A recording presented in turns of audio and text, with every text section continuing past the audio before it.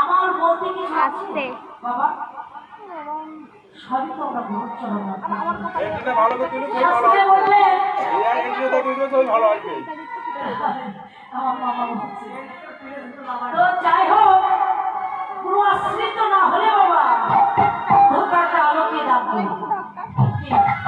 এজন্য শাস্ত্রে বললে লজ্জা ঘৃণা ভয় তিন থাকিতে কিন্তু বাবা বড় কারণ আমরা সনাতন ধর্মে জন্মগ্রহণ করেছি, সোনার মতো ধর্মে জন্মগ্রহণ করেছি। ধন্য আমরা, ধন্য।